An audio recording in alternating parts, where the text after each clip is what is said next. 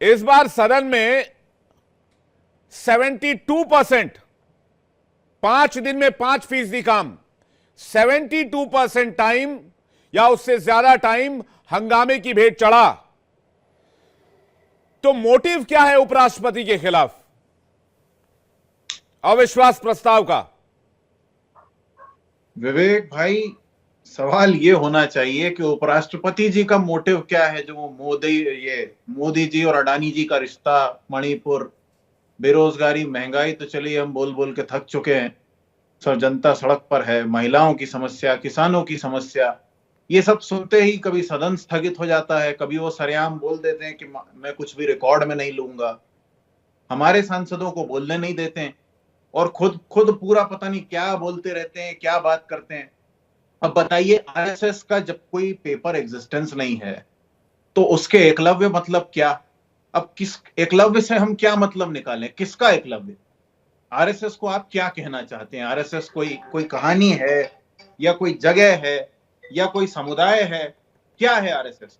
उसके आप एकलव्य बने फिर रहे हैं। जिस देश ने आपको उपराष्ट्रपति, हाँ जी पैच कीजिए, जिस देश ने आपको उपराष्ट्रपति बनाया, राज्यसभा का सभापति बनाया, उस देश की तरफ आपका उतना ध्यान नहीं है जितना आपका विपक्ष से बचने में है या बीजेपी को बचाने में है। सवाल बीजेपी के नेताओं से होता है, जवाब धनखड़ साहब देते हैं।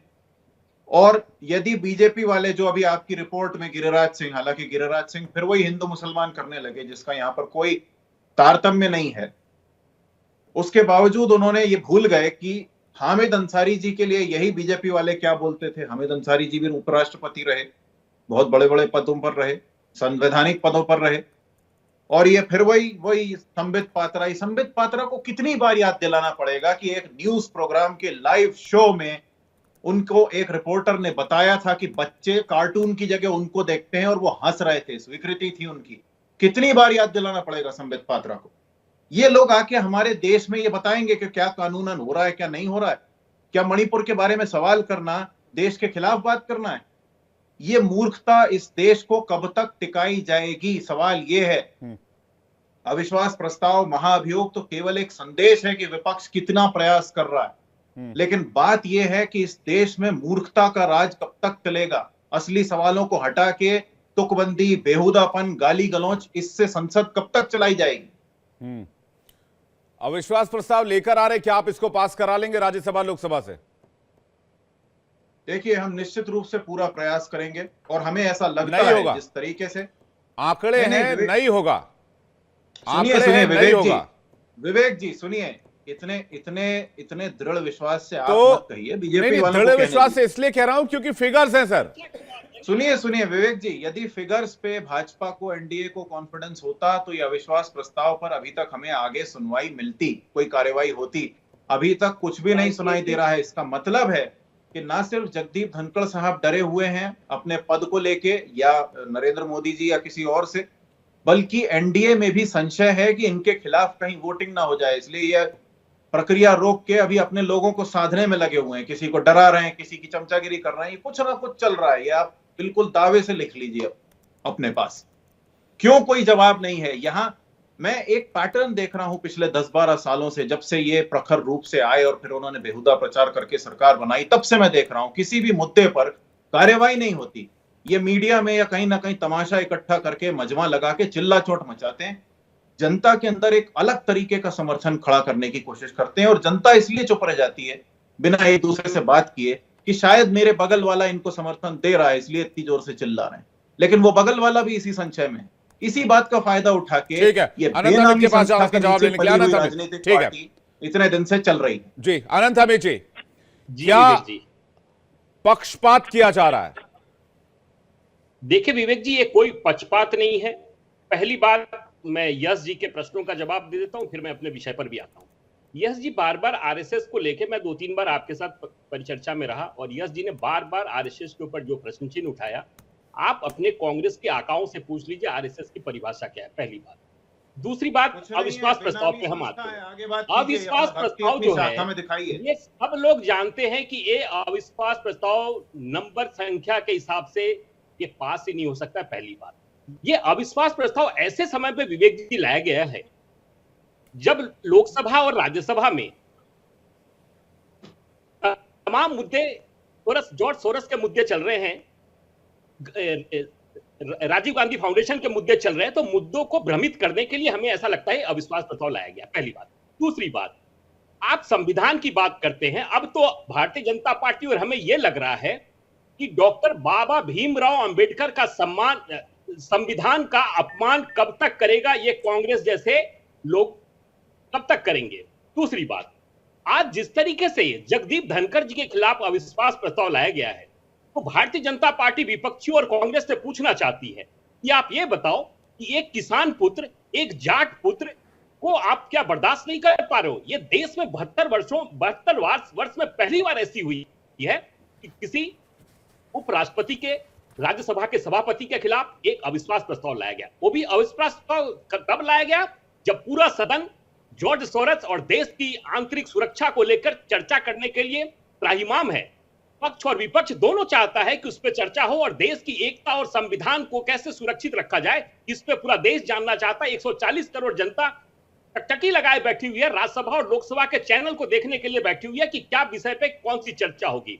और जिस तरीके से हमने पिछले दिनों हमने खुलासा किया था, और एक आज खुलासा करना चाहते हैं। हम पूछना चाहते हैं यश जी से कि आप अपने राहुल गांधी से पूछिए कि उनकी जो एक आंटी है, वो आंटी ऑफ फोर्ट नेहरू कौन थी।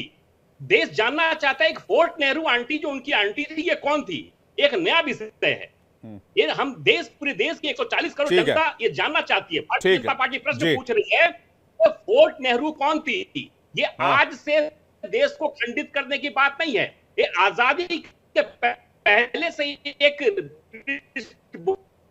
कांग्रेस ने बर्बाद करने का काम किया और अनवरत जारी है, आज तक जारी है। तो देश से जानना चाहता है कि ये फोर्ट नेहरू कौन है। भैया, मुझे आप लोगों की सियासत में अनंत अमित जी और यश श्रीवास्तव जी कोई दिलचस्पी है नहीं। मैं तो देश की जनता की बात करना चाहता हूं, देश के लोगों की बात करना चाहता हूं। बताइए, सदन का समय रोज रोज बर्बाद हो रहा है। घंटे भर सदन चलाने के लिए 1.5-2 करोड़ रुपए खर्च करने पड़ते हैं, लोगों के पैसे जाते हैं। बढ़ती महंगाई पर कोई बात नहीं कर रहा, इन्फ्लेशन पर कोई बात नहीं कर रहा, और बात हो रही है अडानी और सोरोस की। मैं तो यह सवाल पूछना चाहता हूं कि सदन की कार्रवाई का मतलब ही क्या है फिर? बिल्कुल विवेक जी, आपका प्रश्न जायज है। हमने सदन शुरू होने के बाद संसदीय कार्य मंत्री ने लगातार दोनों सदनों के सारे सदस्यों के साथ बैठकर और एक परिचर्चा के तहत कहा गया कि हम सदन को चलाना चाहते हैं, आप उसमें सहयोग करिए। जो भी सहयोग विपक्ष का होगा, हम पक्ष के होने के नाते हम आपके साथ हैं। प्रश्नों पर विचार करिए, प्रश्न पूछिए, प्रश्न का जवाब सरकार देगी। लेकिन विपक्ष को यह बात अच्छी नहीं लगी और विपक्ष जिस तरीके से दोनों सदनों के अंदर प्रश्न को लेकर और अडानी के मामलों को जिस तरीके से उठाकर, और हम जब सोरस की बात करते हैं, जॉर्ज सोरस की बात करते हैं, देश विरोधी लोगों की बात करते हैं, तो ये अडानी की बात करते हैं। हम तो सदन चलाना चाहते हैं। हमने मीडिया में आकर कहा नहीं, तो ऐसा तो पहली बार हो रहा है ना 72 साल में कि उपराष्ट्रपति के ऊपर सवाल उठाए जा रहे हैं। देश का दूसरा सबसे बड़ा संवैधानिक पद है माननीय राष्ट्रपति के बाद, तो विपक्ष को भी कॉन्फिडेंस में लेने की एक जिम्मेदारी तो होनी चाहिए ना सर। संजय राणा जी इस पर क्या कहेंगे, उसके बाद बाकी मैं मानू कर रहा हूं। संजय राणा जी। गुड इवनिंग विवेक भाई, good evening to my fellow friends. देखिए, ऐसा है, जो कांग्रेस पार्टी जो हमेशा संविधान का हनन करती आई है, संविधान को तोड़ मरोड़ के प्रस्तुत करती आई है, और एक आदमी का हट और जिद के वजह से नो कॉन्फिडेंस मोशन आया है। एक आदमी जो हटी है और जिद्दी है, जिसको ना संविधान समझ में आता है ना आर्टिकल समझ में आते हैं। भाई, आप आर्टिकल 63, 64, 67 के तहत आएंगे, आप नो कॉन्फिडेंस मोशन सदन में ला सकते हो, लेकिन पारित कहां से कराओगे? भूल जाइए राज्यसभा को, मैं राज्यसभा की बात ही नहीं करता हूं। सदन में आर्टिकल 67 के तहत लोकसभा में पारित कराना पड़ेगा। लेकिन क्या है, हटी बालक को पता नहीं है कि गलत काम है। यह बताइए, संविधान की चर्चा ये सारे व्यक्ति कर रहे थे, पूछिए संविधान को 80-84 बार तोड़ा किसने? इस खानदान ने, इस परिवार ने, इस लोगों ने, इस कांग्रेसियों ने। और तकरीबन 80 बार विपक्षियों की सरकार को पलटा किसने? इस सरकार के लोगों ने, कांग्रेसियों ने और इनके परिवार ने। और ये आज बात करते हैं संविधान संविधान संविधान। अरे किस संविधान की चर्चा कर रहे हैं? मैं तो बोलता हूं यहां के प्रवक्ता जो बैठे हुए हैं, बता दे आर्टिकल में कितने, संविधान में कितने पेजेस हैं। इनको नहीं पता होगा। संविधान कब लागू हुआ था, कब बन के रेडी हुआ था, इनको नहीं पता होगा। गूगल अगर ना देखे तो सबकी आंखें नीचे झुक जाएंगी। अभी गूगल देखने लगेंगे। संविधान पे चर्चा कर रहे हैं, इन्फ्लेशन की बात कर रहे हैं, 3.8% है और हमेशा इतना रहा है, हमेशा इन्फ्लेशन कम रहा है और आपके राज्य में 8.5% इन्फ्लेशन रहा है। किस इन्फ्लेशन की बात कर रहे हैं? अब महंगाई पे चर्चा कर लीजिए। महंगाई हमेशा आपकी 5.6 से लेकर 5.9 के बीच रही है। आप सिर्फ कोरोना को माइनस कर दीजिए, बेरोजगारी की पे चर्चा कर रहे हैं, कोरोना को माइनस कर दीजिए। अरे आप चर्चा तो करिए। आप Soros, Adani, 1 minute sir, 30 second में खत्म कर। जी, आप ये कह रहे हैं संविधान को स्टेक पर डालने वाले लोग संविधान की बात कर रहे हैं। बिल्कुल। मैं अजय शुक्ला जी के पास जा रहा हूं। यश, थोड़ा सा वेट कीजिएगा। अजय शुक्ला जी।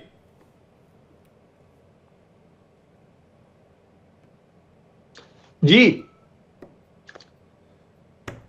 हाँ, क्या बोलिए। उपराष्ट्रपति के खिलाफ महाभियोग लाना या अविश्वास प्रस्ताव लाना मैलिफाइड इंटेंशन है? क्योंकि इसके नहीं, पास होने का कोई सिनेरियो तो नहीं दिखता सर। बिल्कुल मैलिफाइड इंटेंशन नहीं है। यह इस बात का संदेश है कि भारत के इतिहास में ऐसा भी उपराष्ट्रपति आएगा जो सदन में प्रत्यक्ष तौर पे, जो उनके तमाम वीडियोज आप देख लीजिए जो आते हैं चैनल में, हर एक में कि nothing going on record, nothing going on record, house adjourn. क्यों भाई? विपक्ष का सदस्य बोल रहा है, उसको भी सुनिए और सुनने के बाद में फैसला लीजिए। सुन तो लीजिए, आप सुनेंगे भी नहीं, बोलने भी नहीं देंगे। तो यदि यह इतिहास आएगा तो इसका मतलब है भारत के इतिहास में पहला इतना कलंकित उपराष्ट्रपति होगा। इसके पहले तो कभी नहीं हुआ था। इतने उपराष्ट्रपति हो गए, पक्ष के भी हुए, विपक्ष के भी हुए, और इतने बार इतनी चर्चाएं भी हो गई। क्या विपक्ष मांग कर रहा है? 267 पे बहस करा लीजिए, तो करा लीजिए। जब आप चोर नहीं है तो आपको डर किस बात का है? डरे तो वो जो चोर हो। तो स्वाभाविक सी बात है, इसका मतलब है कहीं ना कहीं चोर तो है, तभी आप इससे डर रहे हैं। तो यह स्पष्ट हो जाता है। दूसरी चीज इसमें एक और देखिए, नंबर सपोर्ट करते हैं नहीं करते हैं ये नहीं, हमें 1996 पे जाना पड़ेगा जब अटल बिहारी वाजपेयी प्रधानमंत्री बने थे 13 दिन के। और 13 दिन के प्रधानमंत्री बनने के बाद में उन्होंने विश्वास मत पेश किया था। उन्हें आखिरी स्टेज पे लगा कि वो नहीं साबित कर पाएंगे, उन्होंने वहीं सदन में इस्तीफा देने की घोषणा कर। अब आप एक चीज देखिए कि जब यह स्थिति होती तो क्या फर्क पड़ता है, जाना तो आपको पड़ेगा। और रही बात, मुझे बड़ा आश्चर्य होता है, भारतीय जनता पार्टी सत्ता में है या कांग्रेस है, मुझे तो इस पे सवाल आ रहा है, क्योंकि सदन न चलने देने की स्थिति बीजेपी पैदा कर रही है, जबकि उसी का काम है सदन चले। जी, दूसरी चीज, आखिरी बात कहता हूं, खत्म करता हूं विवेक। दूसरी चीज, सत्ता में बीजेपी है, यदि सोनिया गांधी, राहुल गांधी, उनका गांधी परिवार कोई भी सोरोज से कहीं पर रिलेटेड है तो एफआईआर दर्ज कीजिए, जांच कीजिए, कार्रवाई कीजिए। अब मैं अजय शुक्ला जी, मैंने इंटेंशन वाली बात क्यों पूछी थी, इसको मैं एक लाइन में आपसे जल्दी से पूछ लेता हूं, इसका जवाब दे दीजिएगा, फिर ऋषि मिश्रा और नीलू जी के पास जाऊंगा। आर्टिकल 67B को अगर आप देखेंगे, मिनिमम 14 डेज का पीरियड होना चाहिए किसी भी अविश्वास प्रस्ताव को एक्सेप्ट करने के लिए। सदन 20 तारीख तक है, 10 दिन का वक्त रह गया है। अगर अविश्वास प्रस्ताव लाना था तो जिस दिन मानसून सेशन, माफ कीजिएगा, जिस दिन विंटर सेशन शुरू हुआ उसी दिन ले आते आप एक प्रस्ताव, तो फिर ये एक्सेप्ट भी हो जाता। ये सिर्फ अगर उपराष्ट्रपति को कैटेगराइज करना है या कटघरे में खड़ा करना है, इसलिए इंटेंशन पर सवाल है सर। नहीं विवेक, लास्ट स्टेज तक, इसका मतलब यह है कि लास्ट स्टेज तक यह देखा गया कि शायद किसी तरीके से चलाया जा सके और कोशिश की नहीं जा सर, सके, वो की गई। ये मानसून सेशन में भी प्रस्ताव लाने की बात कही गई थी सर। मैं यही ये कोई पहली बार नहीं है सर। नहीं, मैं इसीलिए कह रहा हूं कि देखिए कितना मौका दिया गया। ठीक है, आप कह रहे हैं चांस दिया गया। ऋषि मिश्रा कुछ कहना चाह रहे हैं, उसके नीलू जी आपके पास आ रहा हूं। ऋषि मिश्रा जी, सुधार नहीं करता है तो यह स्थिति है। ठीक है ऋषि मिश्रा जी, इंटेंशन पर सवाल क्यों नहीं उठा जाए? बिल्कुल आपका सवाल जायज है। यदि यही आपको एक्शन लेना था तो आपने जो नोटिस दिया है, नोटिस देने के 14 दिनों के बाद कार्रवाई होगी, और जो सेशन है 20 दिसंबर तक का है। तो ये क्या औचित्य है, क्या मैसेज है? दूसरी तरफ आप देखिए, संसद जो ये डेडलॉक है, इस डेडलॉक को रूट आउट करने की जिम्मेवारी पक्ष का और विपक्ष दोनों का है, और राज्यसभा के सभापति कस्टोडियन है, गार्जियन है। तो संवाद होनी चाहिए। जब आज देखिए राहुल गांधी जी ने भी कहा कि ये डेडलॉक खत्म होना चाहिए। सत्ता पक्ष के तमाम बड़े नेता, चाहे जेपी नड्डा हो, गृह मंत्री हो, संसदीय कार्य मंत्री हो, तमाम नेताओं ने कहा कि ये डेडलॉक खत्म होना चाहिए। जब पक्ष और विपक्ष दोनों ये चाहता है कि जो गतिरोध है खत्म हो, पार्लियामेंट में संवाद हो, तो फिर ये डेडलॉक क्यों नहीं खत्म हो रहा है? तो सवाल देखिए, सवाल दोनों तरफ से है कि दोनों जो पक्ष या विपक्ष है अपने अपनी बातों को लेकर अड़े हुए हैं। तो ये कहीं ना कहीं लोकतंत्र के लिए सही नहीं है। और मैं अजय शुक्ला जी या जो कांग्रेस के जो नेता है उनको बताऊं, आप एक तरफ एनडीए से लड़ना चाहते हैं, दूसरी तरफ विपक्ष में ही बिखराव है, इंडिया गठबंधन में बिखराव है। आपके इंडिया गठबंधन के नेता कौन है ये पता नहीं है।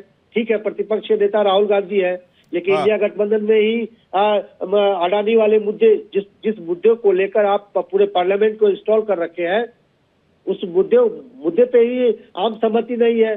ठीक है, समाजवादी पार्टी मैं से आपसे भी एक सवाल पूछता हूं। टीएमसी से लेकर तमाम लोगों का 2023 कांग्रेस का रुख अलग ऋषि है। मिश्रा जी, 2023 की शुरुआत में अदानी का मामला उछला था, 2024 खत्म होने वाला है। 2 साल में भारत के किसानों का, गरीबों का, जो रोजमर्रा के काम करने वाले दिहाड़ी मजदूरों का, उसका अडानी मुद्दे से पेट भरा क्या? रोटी मिली क्या? खाना मिला क्या? महंगाई कंट्रोल हुई क्या?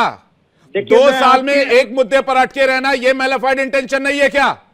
इसके दो पक्ष हैं। मैं किस बात का पक्ष है? मैं सुन लीजिए विवेक जी, नहीं देखिए, इसके दो हर पक्ष हैं। हर सेशन बर्बाद हो रहा है सर, हर मैं आपके सेशन बात बर्बाद से- हो रहा है। 200 मैं रुपए आपके- कमाने वाला दिहाड़ी मजदूर 70 रुपए किलो प्याज और 50 रुपए किलो आलू खरीदेगा, और इस पर सदन में कोई बात नहीं होगी। मैं आपके बात से बिल्कुल सहमत हूँ कि सिर्फ अडानी वाले मुद्दे पे सिर्फ को लेकर आप पूरे पार्लियामेंट को इंस्टॉल कर देंगे, पूरे पार्लियामेंट को आप डेडलॉक की स्थिति में ला देंगे, ये सही नहीं है। लेकिन अडानी वाले मुद्दे पे भी चर्चा होनी चाहिए, क्योंकि 2200 करोड़ का जो घूस देने का आरोप है उस पर जांच होनी चाहिए। ये अडानी कौन है? ये पूरे हिंदुस्तान के इकोनॉमी को बर्बाद करना चाहते हैं। क्यों नहीं चर्चा होनी चाहिए? ये 2200 करोड़ क्यों घूस देंगे? इन पे घूस देने का आरोप है। लेकिन मैं आपके बात से भी सहमत हूं कि सिर्फ अडानी के मुद्दे पे यदि पार्लियामेंट को डेडलॉक की स्थिति में ला देंगे, ये भी सही नहीं है। लोगों की, आम लोगों की, किसानों की, नौजवानों की बेरोजगारी के मुद्दे पे कौन चर्चा करेगा? ठीक है, मैं यही सवाल लेके नीलू जी के पास जा रहा हूं। नीलू जी, क्या बार बार पार्लियामेंट के सेशन को हाईजैक कर लिया जाता है सिर्फ एक मुद्दे को लेकर? नीलू जी, इसके बाद मैं यश और अनंत आपके पास आ रहा हूं। देखिए, ये अभी से नहीं, हम तो कई सालों से देख रहे हैं कि सेशन दर सेशन किसी न किसी एक मुद्दे को पकड़ा जाता है और उस मुद्दे के सहारे पूरा का पूरा पार्लियामेंट सेशन खत्म हो जाता है। और वो मुद्दा होता क्या है? ये एक क्या बोलते हैं, जिसे बोलते हैं हमारे यहाँ के कौवा कान लेके भाग गया। तो लोग कहते हैं कि भैया कौवे के पीछे भागो, कान मत देखो। अब जो अडानी का मुद्दा जो इस बार आया है, वो मुद्दा है क्या? एक सिर्फ आरोप है जिसमें चार्जशीट की गई है, उसमें बताया नहीं गया है कि किन लोगों ने पैसे लिए, किसने कब कब किसको किसको दिए। सिर्फ एक दे दिया कि 2-2.5 हजार करोड़ का जो रिश्वत दिया गया है। अगर सचमुच में उसमें आपके पास वहां फैक्ट है, तथ्य है, तो आप हाई कोर्ट जा सकते हैं, सुप्रीम कोर्ट जा सकते हैं, 0 FIR लिखवा सकते हैं कि भाई इसकी जांच होनी चाहिए। लेकिन आपको पता है कि जब जांच होगी तो वो जांच में छत्तीसगढ़ के मुख्यमंत्री आपके आ जाएंगे, उस जांच में राजस्थान के मुख्यमंत्री आपके आ जाएंगे, उस जांच में जो विपक्ष में भी इंडिया में शामिल नहीं है लेकिन जगह मोदी जांच में आ जाएंगे। तो आप अगर संसद में सिर्फ चर्चा हो जाने से, जेपीजीसी हो जाने से अगर अडानी को फांसी हो जाए या जितने लोगों ने उनसे पैसे लिए सबको देना पड़ेगा, सबको अरेस्ट करना पड़ेगा। तो जेपीसी के पास, किसी के पास अरेस्टिंग का तो है नहीं, जाना तो आपको जांच एजेंसी के पास है, लेकिन बिना किसी फैक्ट के, बिना किसी शिकायत के आप नहीं जा सकते हैं। ये अमेरिका में क्या हुआ, उनका सिस्टम क्या है, वो भी कोई फैक्ट उन्होंने रखा नहीं। हमने तमाम कम से कम 10-15 वकीलों का हमने उस पर वीडियो देखा, हरीश साल्वे से लेके और तमाम जितने देश के चोटी के लॉयर हैं, उन्होंने कहा कि इस पूरी चार्जशीट में कहीं से ऐसा तथ्य नहीं है जिसमें कहा जाए कि इनके खिलाफ मुकदमा चलेगा, ये टिकेगा ही नहीं। वहां पे चार्जशीट कर दिया लेकिन वो डिप्लोमेटिक के थ्रू यहां भेजा ही नहीं। भाई कोई भी अगर किसी देश में किसी को एक्यूज्ड को आप भेजेंगे तो सीधे उसके घर पे तो समन भेजेंगे नहीं, आपको वहां की सरकार से कांटेक्ट करना पड़ेगा। आज तक यूएस के कोर्ट ने भारत सरकार से संपर्क नहीं किया है कि ये नोटिस। नीलू जी एक बात बताइए, अगर किसी मुद्दे पर गतिरोध बन रहा है तो चर्चा हो जाने दीजिए। सवाल एक बार चर्चाओं के बाद खत्म हो जाए, उससे सामने वाले का इंटेंशन भी क्लियर हो जाएगा कि भाई वो चर्चा चाहते थे, हमने आपको वक्त दिया, आप चर्चा कर लीजिए। नहीं, सवाल यह है कि चर्चा होने में कोई समस्या नहीं है, चर्चा का इंटेंशन क्या है आपका। वही जो अभी आप कह रहे थे कि अविश्वास प्रस्ताव लाया गया, अविश्वास प्रस्ताव का आपका इंटेंशन क्या है? सिर्फ एक संवैधानिक पद की गरिमा को नीचे गिराना। आपने खुद कहा कि हामिद अंसारी के खिलाफ भाजपा के तमाम लोग भरे हुए थे, प्रधानमंत्री तक बोल रहे थे, लेकिन उस पद की गरिमा थी। अगर भाजपा के लोग चाहते उस वक्त तो ला सकते थे अविश्वास प्रस्ताव, लेकिन आपको पता है कि अविश्वास प्रस्ताव लाने से कुछ नहीं होना है। वो अविश्वास प्रस्ताव 20 तारीख को खत्म हो जाएगा, लेकिन एक पद की गरिमा गिराना चाहते हैं आप। आपका इंटेंशन अगर क्लियर हो तो मणिपुर पे भी 3 दिन बहस हमने देखी है लोकसभा में, राज्यसभा में 3 दिन। यश, क्या वाइस प्रेसिडेंट के पद की गरिमा को गिराया जा रहा है? विवेक जी, वाइस प्रेसिडेंट पर बाकायदा संवैधानिक धाराओं से एक आरोप लगाना और उनको हटाने की मांग करना पद की गरिमा गिराना है।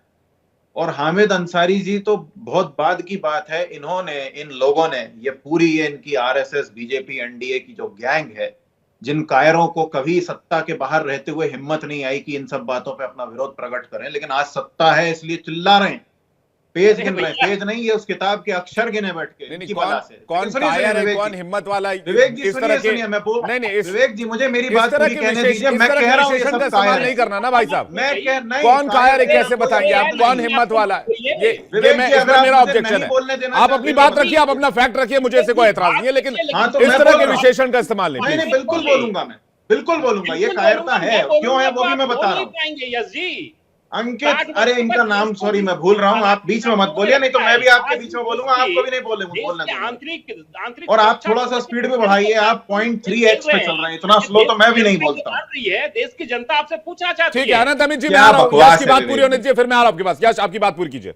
हाँ, तो देखिए, इन तमाम लोगों को सत्ता में रहते हुए ही ये सब याद आता है, और सत्ता में आते ही भूल जाते हैं कि एस जयशंकर के बेटे और शमिका रवि जी कौन हैं, किस फाउंडेशन से पैसा लेकर काम चला रहे हैं। यदि उसके खिलाफ ये जांच बैठा देंगे तो कहां से एक ले ऑफ होता हुआ आएगा, जिसको और भी बहुत कुछ कहा जाता है। भाई, अडानी के ऊपर आरोप हैं, उस पर तो अफ्रीका के गरीब देश ने भी ऐलान कर दिया कि हम उनसे कोई सौदा नहीं करेंगे। इनकी हिम्मत नहीं हो रही जॉर्ज सोरोस के खिलाफ कुछ बोलने की आधिकारिक रूप से। कर दे, जांच खोल दे भाई, कांग्रेस के और सोरोस के क्या संबंध है, किसने किससे कितना पैसा लिया है, कौन संविधान से बाहर जाके काम कर रहा, कीजिए ना जांच। इनकी हिम्मत नहीं है, यही तो मैं चिल्ला रहा हूं यहां पे। हम यहां बीजेपी आरएसएस वालों की फालतू तुकबंदी का जवाब देने नहीं आते विवेक जी।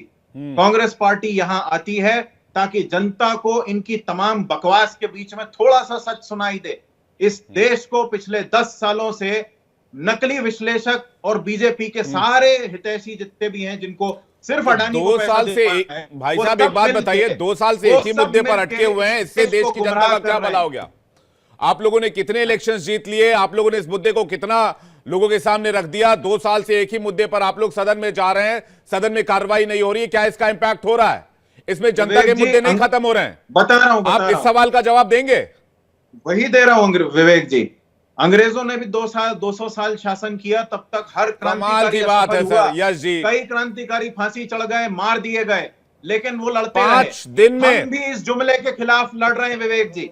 5 दिन में 69 मिनट्स 69 मिनट सदन की कार्रवाई चली है। मैं आपको डेट वाइज टाइमिंग बता सकता हूं सर, तो ये अगर आप बोलेंगे। यश जी को बताइए, सरकार को बताइए, बीजेपी को बताइए, सर, ये पक्ष और विपक्ष दोनों की जिम्मेदारी सदन चलना चाहिए सर। विश्लेषक यहाँ पे पन्ने गिन रहे हैं, ये जाके मणिपुर गिना देंगे ना, गिना रहा हूं पन्ने।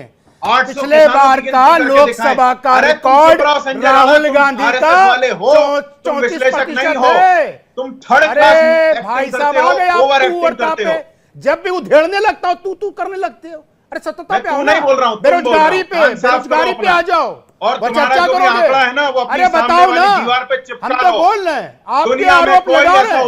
ये बताइए उपराष्ट्रपति, के सामने अरे झुक के आर्टिकल तो प्रणाम पता करे। नहीं है आपको? कोई ऐसा अरे बता दो उपराष्ट्रपति मेंबर नहीं ऑफ हुआ पार्लियामेंट जिसने कितने हैं इतनी बुरी राज्यसभा तरह में कांग्रेस के 150 बिना सांसदों गूगल को देके? सस्पेंड किया नहीं हो। बता सकते हो जबकि प्रवक्ता आरोपी सांसद आराम महोदय, से क्योंकि संसद में समस्या बैठा क्या हो। है ना कोई आपको भी पता ऐसा है। उपराष्ट्रपति समस्या नहीं ये हुआ एक- एक- जिसने एक- लगातार किसानों के साथ एक- एक- किसानों संसद की, में बोलने अरे ना कौन दिया से हो। किसान, कोई भी कौन से उपराष्ट्रपति किसान? नहीं हुआ अरे जिसने गिने साफ चुने कह दिया किसान हो कि नेता, ऑफ वही द किसान रिकॉर्ड नेता रिकॉर्ड चुनाव में नहीं लड़ने जाएगा। जाते अरे तो हैं, किसानों के जनता मुद्दे पर वो सदन में बात कीजिए ना। कर देती है। एक सेकंड, संजय राणा जी मैं आ रहा हूं, अनंत अमित के पास जा रहा हूं। एक बेनामी संस्था के सर प्रचारक हो और सर मैं सीधे कह रहा हूं विश्लेषण किसानों करके के आते मुद्दे हो। पर बात कीजिए सदन में। मैं कह रहा हूं महंगाई के मुद्दे पर बात कीजिए सदन में। मैं कह रहा हूं देश में बेरोजगारी के मुद्दे पर बात कीजिए सदन में। मांगिए सरकार से रिपोर्ट कि भाई रोजगार और बेरोजगारी के रिपोर्ट क्या है, स्टेटस क्या बताए श्रम रोजगार मंत्रालय की भाई कितने रोजगार दिए गए पिछले 10 साल में। पूछिए ना सवाल सर। सदन तो चल ही रहा है, लोकसभा भी चल रही है, राज्यसभा भी चल रही है। क्यों कर दिया जाता है? रमेश बिधुड़ी जैसा आदमी बेरोक टोक बोलता है लेकिन विपक्ष सवाल उठाता है तो सदन स्थगित हो जाता है। क्यों? मैं इस सवाल का जवाब लेता हूं अनंत अमित जी से। अनंत अमित जी क्या ये आरोप सही है? एक सेकंड रुकिएगा, रुक जाइए संजय राणा जी मैं आ रहा हूं। नीलू जी एक सेकंड वेट कीजिएगा। अनंत अमित जी क्या ये बात सही है कि विपक्ष के नेताओं को सदन के अंदर बोलने नहीं दिया जाता है? अरे भाई विपक्ष नहीं बोलेगा तो फिर बोलेगा कौन सदन में? विवेक जी मैं बता रहा हूं, अभी जिस तरीके से अजय जी धारा 267 की बात कर रहे थे उसके आधार पे लोगों को बोलने नहीं दिया जा रहा। मैं अजय जी से पूछना चाहता हूं कि भाजपा के सदस्यों ने भी लोकसभा राज्यसभा में 267 के तहत ही 10 प्रश्न पूछने की बात करी। क्या विपक्ष ने उनको प्रश्न पूछने दिया? और जबकि किसानों की बात कर रहे हैं यश जी ये बताइए, ये राजदीप धनखड़ जी एक किसान पुत्र हैं, एक जाट पुत्र हैं और जाट का इतिहास रहा है देश के। जगदीप धनखड़ उनका नाम है भाई साहब, उनका नाम राजदीप धनखड़ नहीं है। भूल नहीं सकता। नाम तो सही और आप लीजिए एक कम से किसान कम। पुत्र का अपमान कर रहे हैं, आप ही के नेता एक हैं, जाट क्या पुत्र कर का रहे हैं अपमान कर रहे हैं और किसान की बात कर रहे हैं। ये कैसी नैतिकता है? आप एक यश तरफ यश आपको किसान कुछ कहना चाह रहे हैं? अनंत अमित जी यश आपको कुछ कहना चाह रहे हैं? ये कैसी विवेक जी नैतिकता ये राजदीप धनखड़ कह रहे हैं, इनको जगदीप धनखड़ भी सही नहीं पता है, ये बात कर रहे हैं यहाँ पे। अरे मैं रहने जगदीप दीजिए अनंत धनखड़ अमित साहब की जी, बात कर रहा हूं। यश जी आप नैतिकता की बात आपकी पार्टी के सारे बलात्कारियों को सिखाइए, उनके बाद हमें बताइएगा। भैया आप एक नेशनल संसद में गाली बकने वाले को आप बैठा के रखते हैं, बलात्कारियों को टिकट देते पढ़ने हैं, और ज्ञान की जरूरत हत्यारों है। को क्लीन चिट देते हैं, हमें आप नैतिकता बता रहे हैं। शर्म तो है नहीं आपके भाई अंदर, ये तो हम साहब मैं जानते फिर हैं। कह रहा हूं, लेकिन भारत की जनता को हम एक एक बात बताएंगे, दिखा के रहेंगे और न्याय करवा के मैं रहेंगे। फिर कह रहा हूं कि किसी भी बेसलेस एलिगेशन से बचिए, किसी भी आधारहीन बातों से बचिए, फैक्ट पे बात कीजिए। मैं अनंत अमित जी से मेरा एक सवाल है। अनंत अमित जी आप लोगों को तो बढ़िया मौका मिला हुआ है जी। ना कोई महंगाई पे बात करेगा, ना कोई रोजगार पे बात करेगा, ना कोई किसी और मुद्दे की बात करेगा जी। बात अडानी और सोरोस पर आएगी और हर बार सेशन ऐसे ही वॉश आउट हो जाएगा। देखिए विवेक जी, जब जब देश में इस तरह के आंतरिक सुरक्षा को लेकर किसी व्यक्ति के विषय में चर्चा होगी, देश चुपचाप नहीं बैठेगा। चाहे वो कोई भी देश का नागरिक हो, देश की नागरिक ये जानना चाहती है कि कांग्रेस जॉर्ज सोरस कौन है। तो ये जानने के लिए क्या हम तो कह रहे हैं ना, देश हम का तो नागरिक तो ये भी चाह रहे जानना हैं। चाहता है कि ये कान में गोबर पैक करके कौन कौन बैठता है यहाँ पे, सुनाई नहीं देता है आपको? शमिका आप रवि, बताइए ना एस कि ये जयशंकर के राजीव गांधी बेटे, फाउंडेशन को पैसे कहां से आ करो रहे ना, थे? जॉर्ज सोरोस पे केस 2021 करो, में आपत्ति इसी 2021 में दोनों इंक्वायरी सेशन करो, को नहीं कार्रवाई चलने करो, क्यों नहीं चलने करना दिया कुछ गया? नहीं है। कोरोना आके वैक्सीन चौराहे पे यश एक एक करके अनंत अमित का जवाब आने दीजिए। कोरोना एक एक करके मैं आ रहा हूं आपके वैक्सीन पास। को लेकर 2021 में विवेक जी हाँ। किसी लोकसभा और राज्यसभा में संसद को नहीं चलने दिया जाता है। अब उसके पीछे यह जानकारी मिल रही है उस वैक्सीन के खिलाफ भी उस षड्यंत्र में जॉर्ज सोरस भी शामिल थे। यह पता चला कि भारत यात्रा जो राहुल गांधी कर रहे थे उसके पीछे फंडिंग कौन कर रहा था? उसके पीछे भी फंडिंग जॉर्ज सोरस कर रहे थे। तो देश की जनता ये जानना चाहती है और हम तो विवेक जी सारे विषयों पे सारे जवाब देने के लिए हमारे मंत्री हमारे सांसद तैयार हैं। आप प्रश्न पूछिए ना, हम तैयार हैं। मैं अजय जी के पास जा रहा हूं कि भाई आप लोग तैयार हैं सदन में हर चीज की चर्चा के लिए, तौर पे लेकिन विपक्ष सिर्फ एक मुद्दे पर फंसा हुआ है। अजय आलोक जी इस पर आपका जवाब। अजय शुक्ला जी माफ कीजिएगा, अजय शुक्ला जी, अजय आलोक नहीं, अजय शुक्ला जी माफ कीजिएगा सर। हाँ। तो मेरा ये मानना है कि देखिए एक मुद्दे पर नहीं फंसा है, फंसा जो है इस बात पर है कि किसान के ईगो जो क्लैश, खेतों को किसान की चीजों को हड़पने की कोशिश किसने करी? 3 बिल के जरिए अडानी जैसे लोगों ने। वहां जो सेब है चाहे हिमाचल के हो, चाहे जम्मू कश्मीर के हो, हड़पने की किसने कोशिश करी? गौतम अडानी ने। गौतम अडानी ने इस देश के एमएसएमई उद्योग जो है हड़प लिया है। इस देश का 38% एमएसएमई बंद हो गया। उसके कारण भारत की सारी संपत्तियों पर किसने कब्जा कर लिया? गौतम अडानी ने। भारत के तमाम पोर्ट, एयरपोर्ट, सड़क, आसमान, धरती, जंगल, जमीन, जल, सब पर किसने किया? अडानी ने। सारी समस्याओं की जड़ जब अडानी है, बेरोजगारी की जड़ अडानी है, महंगाई की जड़ अडानी है, सारी चीज की जड़ अडानी है, तो क्यों नहीं उस पर चर्चा होनी चाहिए? ये डेटा कहां से आया? क्यों नहीं? और मेरा तो सबसे बड़ा सवाल है बीजेपी से कि क्या ये जो अनमोल डेटा और रिसर्च आप दे रहे हैं, प्रधानमंत्री है कि वो जॉर्ज सोरोस और राहुल गांधी के रिश्ते पर एफआईआर क्यों नहीं कराता? ठीक है, कराए ना संजय राणा जी। क्यों नहीं एफआईआर कराता है जी? क्यों नहीं चर्चा कराता है? मुझे लगता है इतना कायर भारत के पानी पी लो, पानी पी लो। कोई अब देखिए, आरोप की बात हो रही थी। देखिए, एक आपको याद होगा 2019 के चुनाव के समय में ऐसे ही राहुल गांधी ने आरोप लगाया था चौकीदार चोर है, और जाके सुप्रीम कोर्ट में दंडवत हो गए थे। कौन दंडवत हुआ? मुझे लगता है ऐसे भ्रष्ट प्रधानमंत्री पर चर्चा होनी चाहिए। उसके भ्रष्टाचार हो रही है, सबूत मौजूद है। अडानी के साथ बेचा गया था 2008-2006 मौजूद है। जॉर्ज सोरोस और राहुल गांधी के साथ नहीं चल रहे थे, सोनिया गांधी के साथ नहीं चल रहे थे, लेकिन नरेंद्र मोदी उनके विमान से अयाची करते हुए जा रहे थे। इसके सबूत है कि गौतम अडानी ने भारतीय जनता पार्टी को विधायक खरीदने के लिए सारा मैनेज किया था।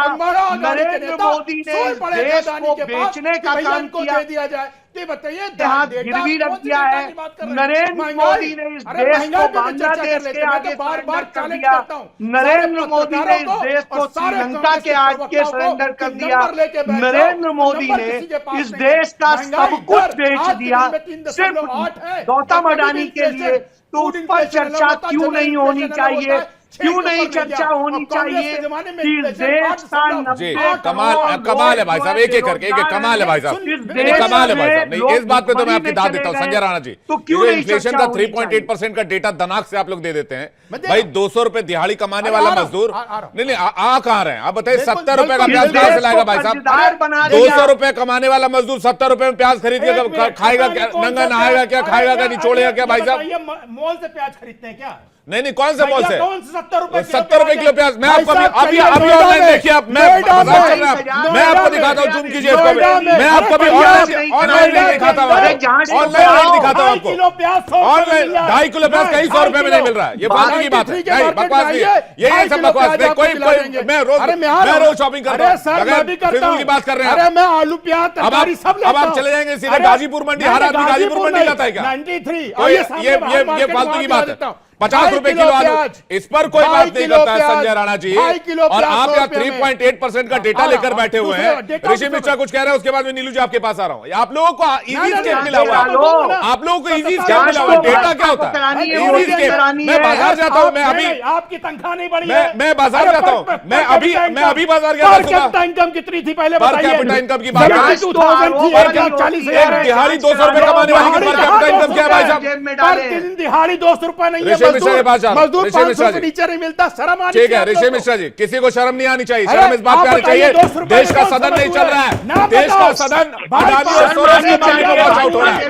देश का सदन अडानी और सोरोस के मामले में वॉच आउट हो रहा है। शर्म इस बात पर आनी चाहिए। मैं ऋषि मिश्रा के पास जा रहा हूँ। नहीं, योजना नहीं, जो बात है सो है। नहीं, अडानी और सोरोस के मामले में देश का सदन वॉच आउट हो रहा है, इस बात पर देश के लोग भी बात कर रहे हैं। आप बताइए, मेरे पास रिपोर्ट है ऋषि मिश्रा जी। मैं मजदूरी के प्राइस पर नहीं जा रहा हूँ, प्लीज। 200 रुपए में कौन सा कितने लोगों को मजदूरी मिल रही है? किसी को मिल रही है, सबको मिल रही है। बात से मैं विवेक जी, आपने बहुत महत्वपूर्ण सवाल उठाया कि देखिए जितने भी पैनलिस्ट हैं, आप उनसे पूछिए न्यूनतम जो मजदूरी केंद्र सरकार द्वारा निर्धारित किया गया है कितना है, और आज की महंगाई कितना है।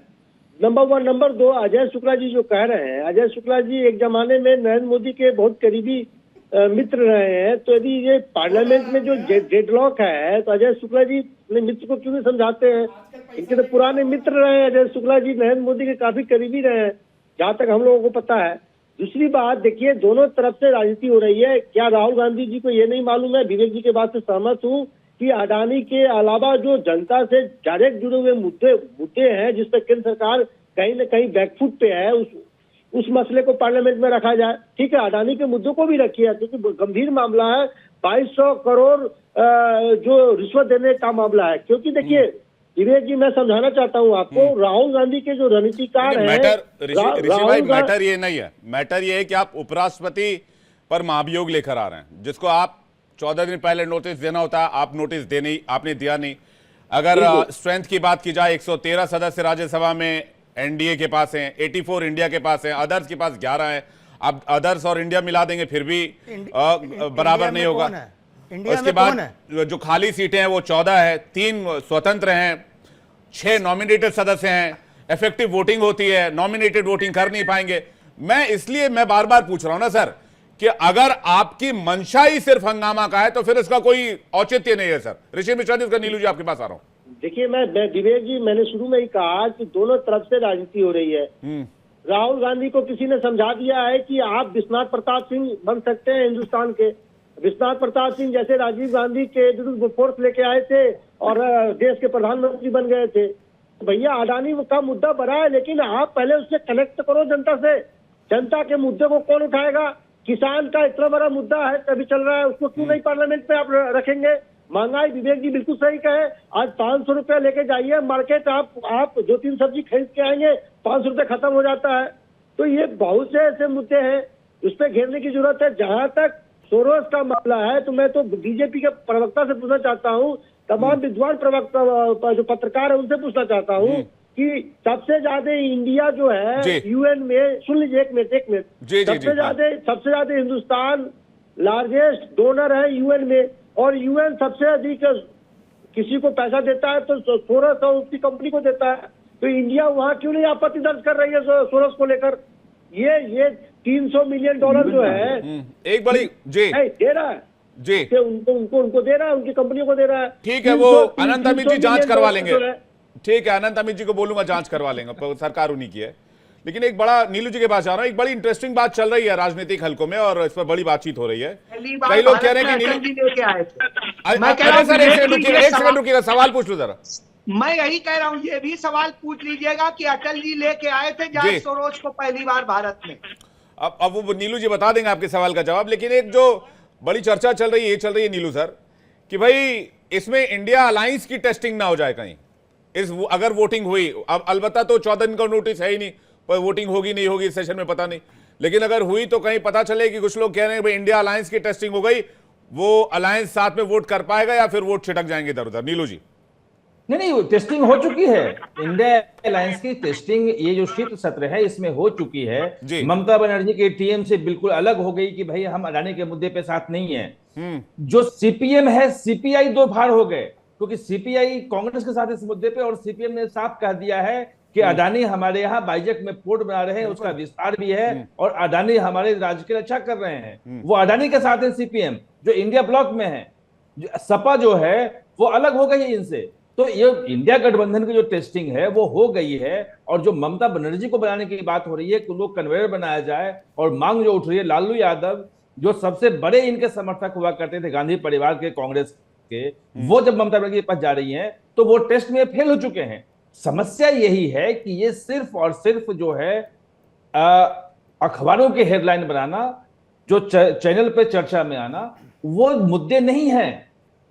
दोनों तरफ से मुद्दों को दबाने, अगर मुद्दे हैं महंगाई, तो कांग्रेस के लोग बता दें कि पूरे देश में किसी चौराहे पे एक बार उन्होंने प्रदर्शन किया हो महंगाई के खिलाफ, लोगों को बताया हो। जनता से जुड़े हुए मुद्दे कहां उठाए जाएंगे? क्या पार्लियामेंट उठाए जाएंगे? सर, जनता के बीच नहीं होंगे।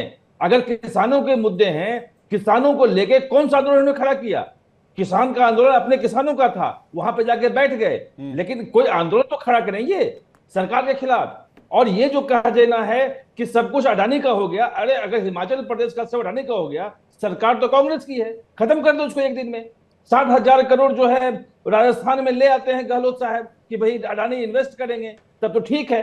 मतलब देखिए, मैं किसी के पक्ष में नहीं हूं, लेकिन बात तथ्यों पे होनी चाहिए। और मुद्दे जो हैं वो पॉलिटिक्स जो होती है वो पार्लियामेंट में नहीं होती है। पार्लियामेंट जो है जनता के लिए जो मुद्दे जो है उस पर बहस क्योंकि कानून बनाने के लिए होती है, उस पर बहस हो, अच्छे कानून बने, देश में अच्छी तरह से सब चीजें बने, लेजिस्लेशन ठीक है, यश कुछ कहना चाह रहे हैं। लेकिन पॉलिटिकल जो काम है वो पॉलिटिकल काम जनता के बीच होना चाहिए। बिल्कुल। अभी लगभग 1 मिनट से भी कम समय पहले हमने ये सुना कि संसद मुद्दे उठाने के लिए नहीं है, संसद जनता के लिए कानून बनाने के लिए। तो बिना मुद्दा उठाए कानून कैसे बनेगा नीलू रंजन जी? बहस होगी, उस पर बहस होगी। समझ में आ रही है? कोई सेंस है इस बात का? लेकिन सेंस जैसी बेकार चीज के लिए बीजेपी आरएसएस बिल्कुल सेंस है। आपके आपने साबित कर दिया है, बिल्कुल सेंस है साबित कर कि दिया। आप कानून आएगा, कानून ऐसे मूर्ख बैठे हुए हैं बात जो होगी क्या है, 3.8 लेकिन आप तो कहेंगे अडानी को फिर ये पैनलिस्टों के साथ प्रॉब्लम पैनलिस्ट को नहीं, ये तथ्यों से विहीन है, तथ्य विहीन को पैनलिस्ट के लिए इस तरह की बात नहीं। पता ना पता तुम बन गए हो प्रवक्ता, कहीं कुछ नहीं नहीं पता, डेटा नहीं पता, डेटा। संजय राणा जी मैंने उनको टोक दिया। यश की बात पूरी नहीं, एक सेकंड। अरे सुनिए अरे सुनिए सर, संजय राणा जी एक सेकंड, यश श्रीवास्तव, अनंत अमित को स्क्रीन पे लीजिएगा प्लीज। यश की बात पूरी नहीं। यश मैं फिर रिक्वेस्ट कर रहा हूं प्लीज, को पैनलिस्ट के लिए किसी तरह की बात मत बोलिए, आप फैक्ट पे बात रखिए, मैं आपकी सारी बात सुनने के लिए तैयार हूं। एक मैंने सेकंड, को पैनलिस्ट तो कहा ही नहीं, मैं तो ये कह रहा हूं कि इस देश में मणिपुर 1.5 साल से चल रहा है और मणिपुर सुनते ही सदन स्थगित हो जाता है, सांसद निलंबित हो जाते हैं। इसे क्या कहा जाए? विपक्ष अपनी बात कहता है तो 150 सांसद मणिपुर पे चर्चा नहीं हुई संसद में, जाते हैं। मणिपुर पे गृह मंत्री का बयान 2.5 घंटे का संसद में नहीं आया। बयान सुनाइए ना मणिपुर के लोगों को, मणिपुर पे चर्चा हुई ना, मणिपुर के लोगों को, मणिपुर पे चर्चा हुई ना सर, मांग हुई तो चर्चा हुई। लेकिन ये 2 साल से ऐसी कौन सी जिद है आपकी कि आप अडानी के मुद्दे से बाहर नहीं आ रहे? क्यों ना? 2 साल से सर, 2 साल से पूछ रहा हूं। मैं बता रहा हूं बिहार का सदमा है। बैंकर्स की एसोसिएशन राहुल गांधी जी से मिली और उन सब लोगों ने बताया कि सरकारी बैंकों को अडानी और उसके दोस्तों को फंड करने का जरिया बना दिया गया है। वर्क कल्चर इतना टॉक्सिक कर दिया गया है कि यदि कोई सवाल उठाए कि हम इस तरह की सही ये अवैध फंडिंग क्यों कर रहे हैं किसी एक व्यक्ति को, तो उस व्यक्ति का नौकरी करना मुश्किल कर दिया जाता है। और सरकारी बैंकों सर ये तो दस्तावेज में होगा ना, पूरे देश का पैसा है। सर ये बैंक का से 2-4 यश एक second, Yash try to listen me, ये तो दस्तावेज में होगा ना, ये हवाई तो हो नहीं रहा होगा। बैंकिंग लेन देन तो हवा में होते नहीं है, ये दस्तावेज में होते हैं ना, तो क्यों नहीं इस पे कंप्लेन करके इस पे एक्शन लिया गया? देखिए विवेक जी, दस्तावेज में तो है ना कि नरेंद्र मोदी जी ने लोन राइट ऑफ किए। आपका मेरा कोई लोन राइट ऑफ हो रहा है क्या? किसानों का हो रहा है? लोन राइट ऑफ होना और बैड डेट में जाना 2 अलग अलग चीजें सर। नहीं विवेक जी, कुछ भी हो, देखिए कागजों के साथ सत्ता में बैठा हुआ व्यक्ति, बैड लोन और राइट ऑफ 2 अलग अलग चीजें हैं। यश क्या आम जनता को वो फायदे मिल रहे हैं? जल्दी से, वक्त सीमित है, अनंत अमित के पास जा रहा हूं। अनंत अमित जवाब दीजिएगा जल्दी से। देखिए विवेक जी, मैं चूंकि अब समय खत्म हो रहा है, मैं 2-3 बातें छोटे समय में रखना चाहता हूं। एक अजय शुक्ला जी की बात पे मुझे बहुत ही विरोध है। उन्होंने कहा कि माननीय प्रधानमंत्री जी के विषय में यह कहा कि उनके ऊपर भ्रष्टाचार के आरोप है।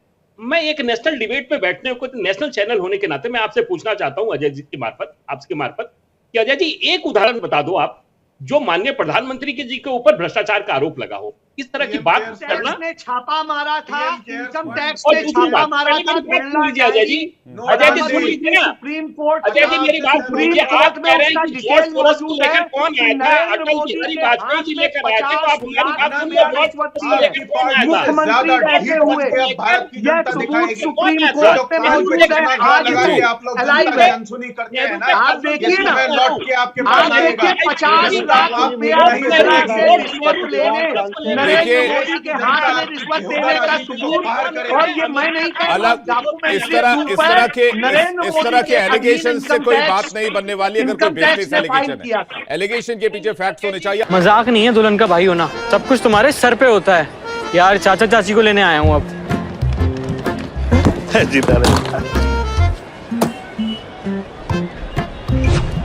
बेटा तुम सीएनजी गाड़ी लाए, सामान कहाँ रखोगे? चाचा जी, दिल और बूट स्पेस दोनों में बहुत जगह है। हाई सीएनजी डुओ मतलब ड्यूअल सिलेंडर नीचे, पूरी बूट स्पेस ऊपर, यानी स्पेस भी माइलेज भी। High CNG Duo in Hyundai Exter and Grand Iton Nios।